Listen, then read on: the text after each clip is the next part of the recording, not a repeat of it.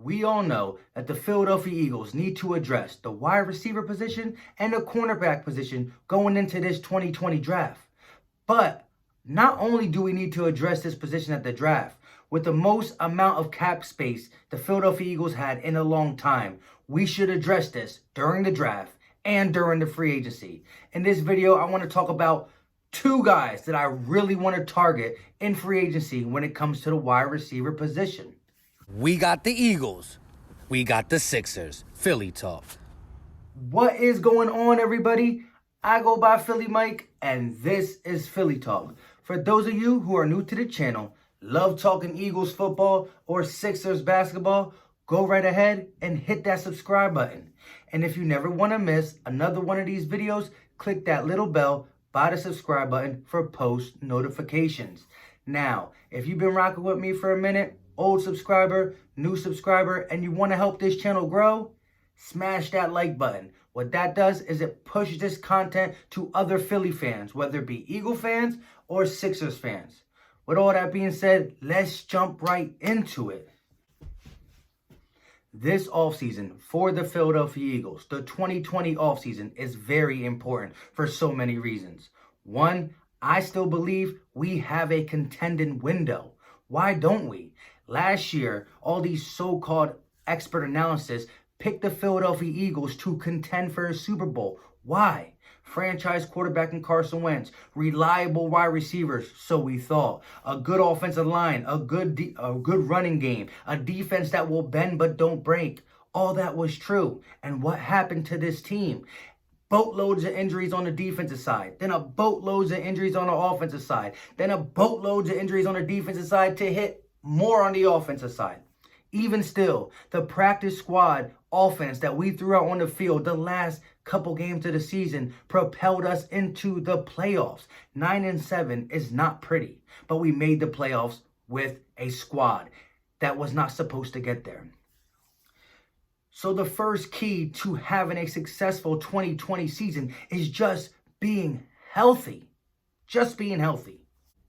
Also, we are going into this offseason with more cap space now than we had in a long time. And don't forget about the 10 picks that we have. Now, we need to hit on these picks. We known in the past to miss on some draft picks. So I'm still a little bit nervous about that. But we're going to get into some more draft stuff. It's coming up, but that's going to be later down the line. I have a draft board and a bunch of more stuff. We're going to do some comparison from players, from the defensive side of the ball to the offensive side of the ball, to as much as we can get on this channel.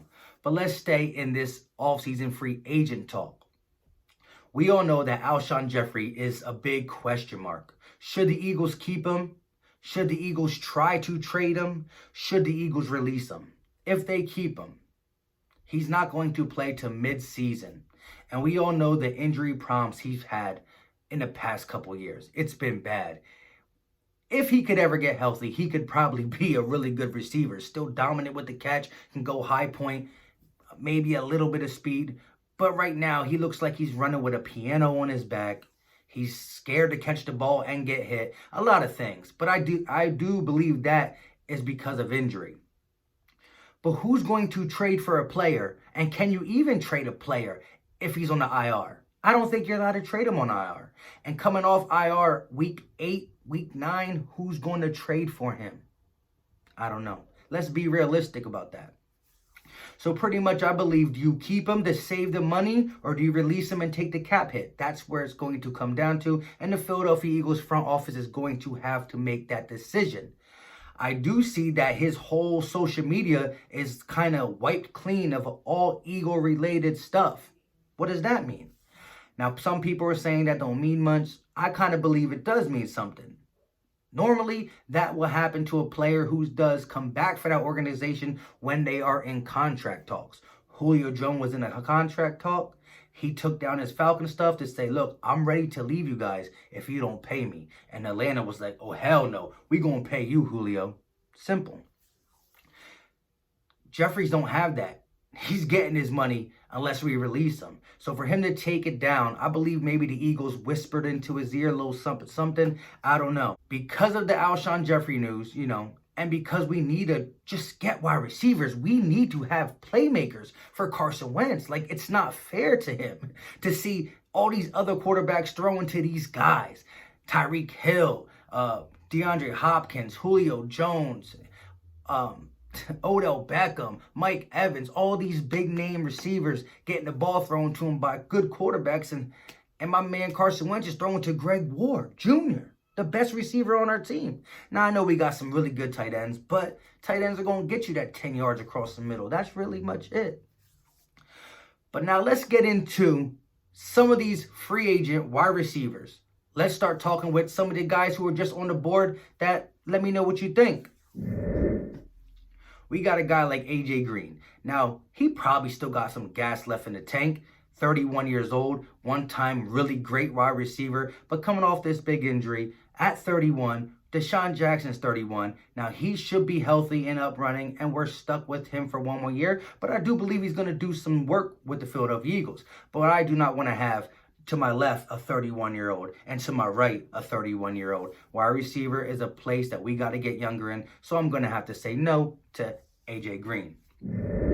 You got a guy like Amari Cooper, who I do believe Dallas is going to tie up automatically. So it's not even a fact would I take him because I don't believe Dallas will let him off. But he's a guy who's been very inconsistent. If you look at his game log, he's good at home, horrible on the road. He's been getting a little injury, ankle issue that just lingers throughout the season. I wasn't a big fan of him in Oakland, and I wouldn't pay top dollar for him because that's what he wants, is a max contract, like a 4 or 5 year, $19 million yearly contract, and hell no would I pay that for Amari Cooper. You got a guy like Emmanuel Sanders who's really solid, can still run the whole route tree, get down the field. But again, he's up in age at 31 years old. I just can't pull the trigger and have two 31-year-olds. Now, if this cast was young, if we had a bunch of young promising receivers, of course I would get a 31-year-old to mentor them and still ball out for a year or two. But we are already too old at that position. We got to get younger. There are some guys that are free agents that I thought about, but like I said, come on, we have to get younger, especially at that position. But there's two guys that I really, really like. Let's start with the first one. Winston on a streak route on the sideline, caught. It's Brashad Perriman, 26 years old, first 2 years with the Ravens, then he spent a year with the Browns. His last year, he was with the Bucks and sat behind Godwin and Evans. Come on, how do you get on the field with Chris Godwin balling out and Mike Evans balling out?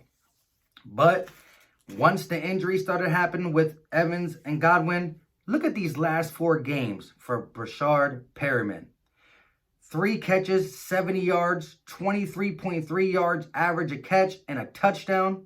5 catches, 113 yards, 22.6 yards per catch, 3 touchdowns, 7 receptions, 102 yards, 14.5 yards per catch with 0 touchdowns, and 5 catches for 134 yards, 26.8 yards per catch, and a touchdown. So in his last 4 games, 5 touchdowns, 300-yard games, just absolute stud these last 4 games for the Tampa Bay Buccaneers. And you could say that he was getting the number 1 corner because there was no Godwin or Evans on the field at that time. Now, when he came in with the Baltimore Ravens, he just looked overweight, bad. He had bad injuries that he couldn't sustain, but he looks like a brand new man. And I would definitely give this man a shot. He's only 26. And when I show you his when drafted and now picture, you tell me what you think about this picture. He looks like a brand new man. Winston flushed. Looking in the corner. It's caught. Bro, I'm not even going to lie. This 2015 picture and 2019 picture got me like, what?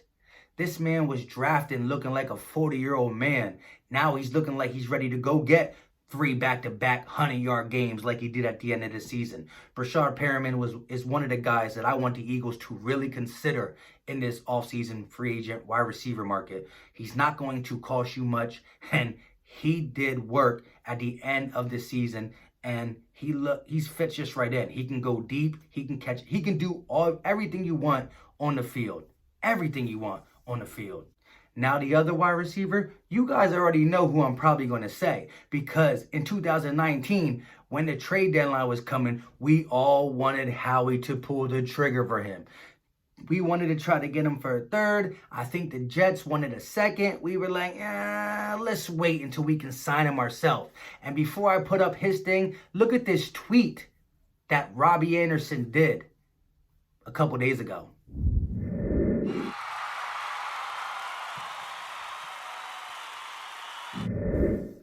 Robbie Anderson, 26 years old. Last year, not as good as the 2017 season because he played with two backups until Darnold came back from mono. The 2017 season, though, 63 receptions, 941 yards, and 7 touchdowns. And in 2019, 52 receptions, 779 yards, 15 yards per catch average, and 5 touchdowns. And his long of that season was 92 yards against the Cowboys. We haven't seen an Eagle player go 92 yards in a catch in a long time. And he's not just a downfield guy. He can run all the route tree, and he can grow with Carson Wentz. We were going to possibly give up a third for him. Why not sign him? Fake to belt, go deep. Anderson's out there. This is going to... Both these guys, I would love the Eagles to look toward. Both these guys, I would love the Eagles to look towards to target. They both have a lot of upside. They're both only 26 years old. Now, Perriman, the last 4 games really looked like a stud. But I much prefer Robbie Anderson for the simple fact he's been more consistent over a 4-year span. Perriman, first 2 years in Baltimore, couldn't get on the field really and had injuries. Well, you saw what he looked like in that Baltimore picture, like a 40-year-old. And then with the Browns, same thing, injuries, couldn't get on the field. And this first part with the Tampa Bay Buccaneers, I can't say injuries nothing because he does look a lot better in shape. But how do you get on the field with Godwin and Evans on both sides? 2 really talented wide receivers. Now, like I said, he don't look like the 40-year-old man he came in to the league like. So the consistency could probably be there. But Robbie Anderson, we know he's been consistent over these 4 years. So I would prefer Robbie Anderson before Perriman. But I would like to look at Perriman too. If you could sneak both of these, who knows? Because I don't think Perriman will be that much money. With all that being said, I'm not too sure. I would definitely go Robbie Anderson first, then Perriman second. Before I end this video, I just want to touch up on the DB coach that we signed, Markin Manuel.